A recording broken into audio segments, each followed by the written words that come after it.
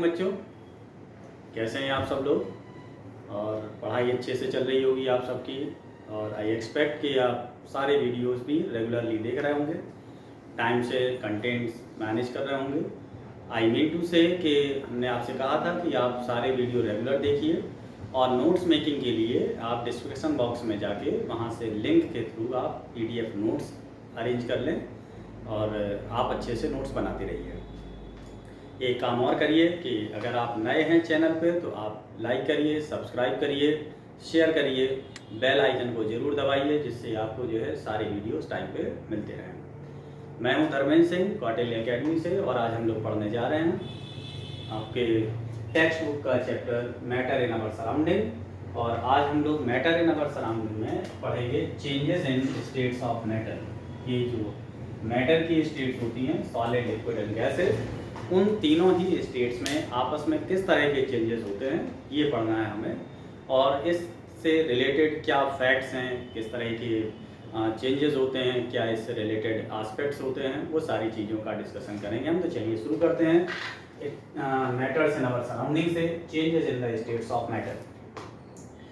Students, आपको पता है कि मैटर की 3 स्टेट्स होती हैं, सॉलिड होती है, लिक्विड है और गैस है। 3 स्टेट्स होती हैं मैटर की।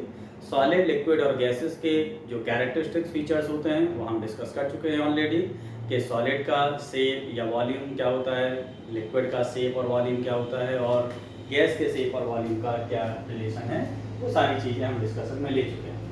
अभी हम ये देख रहे हैं कि मैटर जो होता है वो आपस में एक दूसरे में इंटरचेंज हो सकता है। कैसे?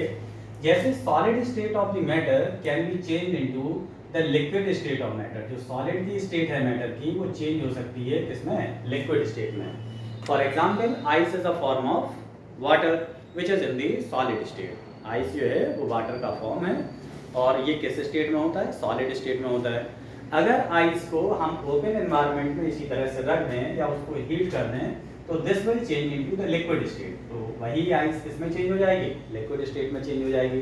तो here we are observing the change of solid state into liquid state. हम क्या देख रहे हैं यहाँ पे कि सॉलिड स्टेट जो है मैटर की वो चेंज हो रही है लिक्विड स्टेट में। This kind of change of solid into liquid is called melting. इस हम प्रोसेस को क्या कहते हैं? मेल्टिंग कहते हैं। और अगर इसी को रिवर्सली हम स्टडी करें कि जब लिक्विड स्टेट वापस जो है वो सॉलिड स्टेट में चेंज हो जाती है, या ऐसे मान लीजिए कि वाटर चेंजेस इनटू आइस, जब लिक्विड स्टेट जो वाटर का है वो आइस में चेंज होता है, तो इस प्रोसेस को हम क्या कहते हैं? फ्रीजिंग कहते हैं, राइट। तो there is what the interchange between the solid and the liquid.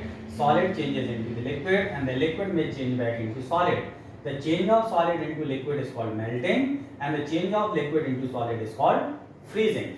अब इससे जुड़ा हुआ जो एस्पेक्ट है, जो फैक्ट है वो ये कि अगर सॉलिड सब्सटेंस लिक्विड में चेंज होता है तो process is called melting and the degree of temperature at which the solid substance changes into the liquid state at 1 atmospheric pressure is called melting point. तब हम उसको क्या कहते हैं?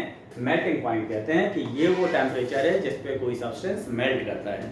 तो हम इसको सिंपली डिफाइन कर सकते हैं कि melting point is the degree of temperature at which the solid substance changes into the liquid state at 1 atmospheric pressure. Condition ये है कि एटमॉस्फेरिक प्रेशर 1 एटमॉस्फेयर होना चाहिए और सॉलिड स्टेट जब लिक्विड में चेंज हो जाएगा तो इस टाइम पे जो भी टेम्परेचर की जरूरत पड़ेगी हमें, that temperature refers to melting point. Similarly जब लिक्विड स्टेट सॉलिड में चेंज होगा तो उस टाइम पे भी हमें एक टेम्परेचर की जरूरत पड़ती है जिस पे ये लिक्विड सॉलिड में चेंज होगा, that is called freezing point. तो हम उसको क्या कहेंगे? फ्रीजिंग पॉइंट कहते हैं। किसी भी सब्सटेंस का जो मेल्टिंग पॉइंट होता है वही उसका फ्रीजिंग पॉइंट होता है। जैसे मान लीजिए कि अगर आइस 0 डिग्री सेल्सियस से मेल्ट करना शुरू होती है लिक्विड स्टेट में, तो वाटर भी 0 डिग्री सेल्सियस पे ही फ्रीज होगा आइस में। तो that's why melting point is actually the freezing point of each. ऐसे हम एक दूसरे का मान सकते हैं कि मेल्टिंग पॉइंट ही फ्रीजिंग पॉइंट होता है। जितना मेल्टिंग पॉइंट है किसी सब्सटेंस का वही उसका फ्रीजिंग पॉइंट भी होगा। नेक्स्ट कन्वर्जन या next change of the matter is the liquid changes into gas. दूसरा जो चेंज है वो क्या हम पढ़ रहे हैं? लिक्विड का गैस में। तो change of liquid into gas is called vaporization. जब लिक्विड सब्सटेंस गैस में चेंज होता है तो इस प्रोसेस को हम क्या कहते हैं? वेपराइजेशन कहते हैं। और reverse process of conversion of gas into liquid is called condensation. तो लिक्विड का गैस में चेंज होना वेपराइजेशन है, और गैस का लिक्विड स्टेट में चेंज होना कंडेंसेशन प्रोसेस कहलाती है। तो जब लिक्विड गैस में चेंज होता है तो इसका एक पर्टिकुलर प्रेशर भी जनरेट हो सकता है। इसको देखिए समझने की कोशिश करिए कि मान लीजिए हमने ये कंटेनर लिया है, इस कंटेनर में हमने कोई लिक्विड सब्सटेंस ले लिया, और अगर हम इसको हीट करते हैं तो हीट करने के बाद इस लिक्विड सब्सटेंस की जो कि वाटर स्टेट में है विल चेंज इनटू वेपर। अगर इस कंटेनर को हमने ऐसे कवर कर रखा हो तो यहाँ जो है वेपर कलेक्ट होने लग जाएगी और इसका अपना एक प्रेशर जनरेट होगा inside the container. This pressure will be operated on the surface of liquid. So whatever pressure is maintained here, or whatever pressure is operated by the vapor on the surface of the liquid is called vapor pressure. क्या कहते हैं हम इसको? Vapor pressure कहते हैं। And the process of conversion of liquid into the vapor is called vaporization. क्या कहलाएगा ये? Vaporization कहलाएगा। अब वेपराइजेशन जब होगी तो एक टाइम ऐसा आएगा कि वेपर के मॉलिक्यूल की संख्या वही हो जाएगी जो मॉलिक्यूल की संख्या लिक्विड स्टेट में है, और दोनों एक दूसरे में चेंज होंगे, यानी कि vapour will change into the liquid and the liquid will change into the vapour. That state is called the equilibrium, the state of equilibrium. इस टाइम पे अगर इसका एटमॉस्फेरिक प्रेशर, इसका प्रेशर वेपर प्रेशर एटमॉस्फेयर के vapour pressure के बराबर हो जाता है, if the vapour pressure of the liquid is equal to atmospheric vapour pressure, then this liquid substance will start boiling. तब ये जो लिक्विड है वो किसमें स्टार्ट हो जाएगा? बॉइलिंग करना शुरू कर देगा। So that temperature at which the boiling of the substance starts is called the boiling point. तो हम उसको क्या कहते हैं? Boiling point. तो अब हम डेफिनेशन बॉइलिंग पॉइंट की भी बना सकते हैं कि degree of temperature at which the vapor pressure of the liquid becomes equal to atmospheric vapor pressure या 1 atmospheric vapor pressure, that on that temperature the liquid starts boiling and this temperature is called the boiling point। तो हम उसे क्या कहते हैं? boiling point। या सीधे से शब्दों में समझें कि वो टेम्परेचर जिस पे कोई लिक्विड बॉयल करना शुरू करता है एक एटमॉस्फेरिक प्रेशर पे, उसको हम बॉइलिंग पॉइंट कहते हैं। तो melting point is okay, boiling point is okay. Melting point is the temperature जिस पे कोई सब्सटेंस मेल्ट करना शुरू करता है, और बॉइलिंग पॉइंट वो टेम्परेचर है जिस पे कोई सब्सटेंस बॉयल करना चालू करता है, राइट? तो melting point and boiling point is okay. And now the conversion of liquid into gas is called vaporization and reverse conversion of gas into liquid is called condensation। तो melting point हो गया, boiling point हो गया और freezing point हो गया। Melting point ही freezing point होता है, ये आपने समझा है कि जिस टेम्परेचर पे कोई आइस लिक्विड में चेंज हो रही है उसी टेम्परेचर पे लिक्विड आइस में कन्वर्ट हो रहा है, तो इसलिए मेल्टिंग पॉइंट और फ्रीजिंग पॉइंट एक ही टेम्परेचर पे होते हैं। And now third type of conversion, one type solid into liquid, second is liquid into gas, and third kind of conversion is solid into gas। Remember, यहाँ solid जब gas में change होगा तो intermediate change of liquid नहीं होगा, यानी कि a kind of conversion of the solid into the gas without undergoing the intermediate change into liquid is called sublimation। यानी कि ऐसा change जब solid सीधे सीधे gas में बदल रहा हो, बीच में लिक्विड स्टेट अगर नहीं आती है, तो this process is called sublimation. इस प्रोसेस को हम क्या कहते हैं? सब्लिमेशन कहते हैं। और सॉलिड इसका रिवर्स जो प्रोसेस है कि जब सॉलिड में चेंज हो गैस से, तो दिस इज कॉल्ड डीसब्लिमेशन और कंडेंसेशन अगेन। तो सब्लिमेशन और डीसब्लिमेशन का एग्जांपल आप यहाँ इस तरह से देख सकते हैं कि सब्लिमेशन की जो प्रोसेस है उसमें हम किसमें इस्तेमाल करें? जैसे मान लीजिए ammonium chloride is a sublimable substance, iodine is a sublimable substance, beta naphthol is a sublimable substance, camphor is a sublimable substance. Camphor कपूर आपने देखा होगा, घरों में हम लोग पूजा वूजा के टाइम पे कपूर का इस्तेमाल करते हैं, तो अगर कपूर को आप बर्न करिए तो जो कैम्फर होता है that changes into the vapour without undergoing intermediate change into liquid. बिना लिक्विड में बदले हुए कपूर सीधे गैस में बदल जाता है। ये प्रोसेस क्या है? सब्लिमेशन की। एक एपरेटस बनाया है हमने, ये बर्नर ले रखा है यहाँ पे, इस बर्नर के ऊपर हमने एक पॉट ले रखा है, इस पॉट में हमने क्या रखा है? यहाँ पे अमोनियम क्लोराइड या कैम्फर कुछ भी ले लीजिए, आयोडीन या अमोनियम क्लोराइड। जैसे ही हीट करेंगे तो इसकी जो वेपर उठेगी अमोनियम क्लोराइड की, वो यहाँ कहीं कलेक्ट होने लग जाएगी। तो यहाँ अमोनियम क्लोराइड हम इस तरह से देख सकते हैं। तो यानी कि सॉलिड से वापस सीधे वेपर यहाँ जाके कलेक्ट हो गई। तो sublimable substance directly changes into vapour, this process is called sublimation. और सब्लिमेशन का रिवर्स इज कॉल्ड डीसब्लिमेशन और कंडेंसेशन कहते हैं हम इसको।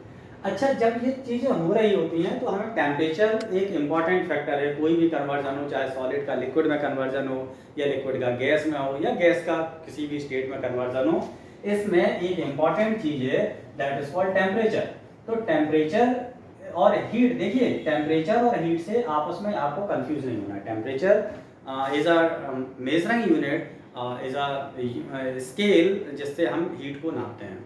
And heat is the property of hotness and coldness. किसी भी बॉडी की हॉटनेस और कोल्डनेस की प्रॉपर्टी को हम क्या कहते हैं, हीट कहते हैं। और उसी हीट को हम सर्टेन स्केल पे नापते हैं जिसको हम क्या कहते हैं, टेम्परेचर कहते हैं। तो you don't get confuse with the heat and the temperature, both दोनों चीज़ों से कंफ्यूज नहीं होना है। अब हम टेम्परेचर को रिप्रेजेंट करने का तरीका क्या है? एक तो तरीका है हमारे पास में kelvin scale and second method is the Celsius scale. एक सिंपल सा रिलेशन है कि kelvin scale of temperature, kelvin scale जो है that is equal two degree Celsius scale plus 273। अगर हम किसी भी सेल्सियस स्केल में 273 ऐड करते हैं तो क्या बन जाता है, केल्विन स्केल बन जाता है, राइट। तो इस तरह से हम कह सकते हैं कि Celsius scale of temperature is equal to Kelvin scale of temperature, Kelvin scale of temperature minus 273। आप इसको सब्ट्रैक्ट कर दीजिए तो आपको सेल्सियस स्केल मिल जाएगा, और केल्विन स्केल में अगर हमें फाइंड करना है तो सेल्सियस स्केल में 273 ऐड कर दें। तो इस तरह से we can find out the Kelvin scale and the Celsius scale. For example, मान लीजिए हमें 0 डिग्री सेल्सियस को 0 डिग्री सेल्सियस को किस में चेंज करना है, केल्विन स्केल में चेंज करना है। तो केल्विन इक्वल टू क्या होगा, 0 plus 273 equal to 273 Kelvin. 0 degree Celsius को हम क्या कहते हैं, 273 केल्विन कहते हैं। और अगर आप 100 डिग्री सेल्सियस को चेंज करें, by the way 100 degree Celsius को केल्विन में बदलें तो केल्विन इक्वल टू क्या हो जाएगा, 100 plus 273 that is equal to 373 Kelvin, right. तो इस तरह से हम केल्विन को डिग्री सेल्सियस को केल्विन में और केल्विन से हम सेल्सियस में चेंज कर पाएंगे। तो these are the two methods of changing the temperature into representing the temperature into the Kelvin scale and the Celsius scale, right. तो हमने अभी जो है समरी वाइज क्या पढ़ा, character conversion, solid into liquid, liquid into gas and solid into gas and the reverse. And second thing, what is the melting point, boiling point and the freezing point and conversion of the temperature, यानी कि representation of temperature into kelvin and Celsius. अच्छा, एक factor यहाँ पे जो हम vaporisation पढ़ा है यहाँ पे, कि वेपराइजेशन का मतलब क्या है, जब लिक्विड स्टेट वेपर में चेंज होती है तो उसको हम क्या कहते हैं, वेपराइजेशन कहते हैं। यह प्रोसेस ही इवापोरेशन की कहलाती है। The evaporation actually depends upon certain factors. इसके कुछ फैक्टर्स होते हैं जो इवापोरेशन को अफेक्ट करते हैं, इसको हम क्या कहते हैं, फैक्टर्स अफेक्टिंग वेपराइजेशन। कौन कौन से फैक्टर होते हैं, जैसे temperature is a major factor जो कि वेपराइजेशन को अफेक्ट करता है। कैसे, अगर हम कोई लिक्विड है और टेम्परेचर बढ़ा दें उसका, तो जितना ज़्यादा हम टेम्परेचर बढ़ाएंगे उतना ही ज़्यादा वेपर बनेगी उसकी। समर सीजन में किसी भी वाटर बॉडी से वेपराइजेशन ज़्यादा होता है, यानी ज़्यादा से ज़्यादा लिक्विड सब्सटेंस वेपर में चेंज होता है। दैट्स वाई वो वाटर बॉडी सूख जाती है, जल्दी से वहाँ से पानी खत्म होता है। और अगर हम सर्दियों के टाइम पे होते हैं तो वेपराइजेशन का रेट कम होता है। सर्दियों में देखिए आपके जो धुले हुए कपड़े होते हैं वो देर से सूखते हैं, गर्मियों में वही कपड़े जल्दी सूख जाते हैं। क्यों सूख जाते हैं, क्योंकि उस टाइम पे वेपराइजेशन की प्रोसेस ज़्यादा होती है। कप में रखी हुई चाय देर से ठंडी होती है, जबकि उसी चाय को आप प्याली में रख दें तो चाय जल्दी ठंडी हो जाती है, ठीक है नहीं। तो ये क्या है, सरफेस एरिया का फैक्टर है। तो अगर सरफेस ज़्यादा है ना, किसी भी चीज़ का सरफेस ज़्यादा है, सरफेस एरिया ज़्यादा है तो वेपराइजेशन ज़्यादा होगा और कूलिंग जल्दी होगी। और अगर सरफेस एरिया कम है तो वेपराइजेशन कम होगा और कूलिंग देर से होगी। तो कप में रखी चाय देर से ठंडी होती है, जबकि प्याली में रखी हुई चाय जल्दी ठंडी हो जाती है। तो that is because of surface area. तो high temperature favours to maximum vaporisation, high surface area favours to maximum vaporisation. Similarly humidity, humidity मतलब water content in the form of vapour in atmosphere called the humidity. Water content atmosphere में जो present होता है vapour के form में उसको हम humidity कहते हैं। अगर एटमॉस्फेयर ह्यूमिड है, एनवायरनमेंट ह्यूमिड ज़्यादा है, तो किसी भी बॉडी से वेपराइजेशन कम होगा। ड्राई एनवायरनमेंट में वेपराइजेशन ज़्यादा होता है और वेट एनवायरनमेंट में वेपराइजेशन कम होता है। देखा होगा बारिश के टाइम पे आपकी बॉडी से अगर पसीना निकलता है तो वो देर से सूखता है, जबकि गर्मी में यही पसीना जल्दी सूख जाता है। तो बारिश में क्यों, क्योंकि एटमॉस्फेयर क्या उस टाइम में ह्यूमिडिटी ज़्यादा होती है। बारिश में कपड़े देर से सूखते हैं, गर्मियों में कपड़े जल्दी सूख जाते हैं। तो क्यों, क्योंकि एटमॉस्फेयर में वाटर कंटेंट गर्मियों में कम होता है, वेपर कंटेंट कम होता है, और बारिश के टाइम पे वेपर कंटेंट ज़्यादा होता है। इसलिए high humidity causes low vaporization. Low humidity causes high vaporization. And the speed of wind too favors vaporization. अगर wind की स्पीड ज़्यादा है तो उस टाइम पे vaporization ज़्यादा होगा. आप हवा चल रही हो तेज तो उसमें कपड़े जल्दी सुखा सकते हैं, और अगर हवा नहीं चल रही है तो कपड़े देर से सूखते हैं. तो विंड की स्पीड ऑल्सो वेपराइजेशन को फेवर करती है. सब्लिमेशन को हमने इसमें पढ़ लिया है. आई गेस की टॉपिक इज क्लियर. इतना टॉपिक आपका क्लियर है. आई डिवाइस सॉलिड लिक्विड गैस का आपस में interchange, melting point, boiling point, freezing point, ये क्या है, और केल्विन स्केल, सेल्सियस स्केल क्या है, कि आपस में कन्वर्जन कैसे होते हैं, और इनका ये रिप्रेजेंटेशन का तरीका है टेम्परेचर को, evaporation and sublimation. These are the two facts, दो प्रोसेसेस जो कि आपको मैटर की अलग अलग स्टेट्स में देखने को मिलती हैं. This is all about the topic. Thank you.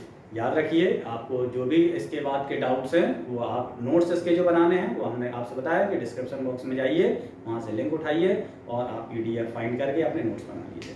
और इस चैप्टर को ठीक से देखिए. कोई अगर प्रॉब्लम आती है आप कमेंट करिए, उसका एक्सप्लेनेशन हम फिर से करेंगे. Thank you.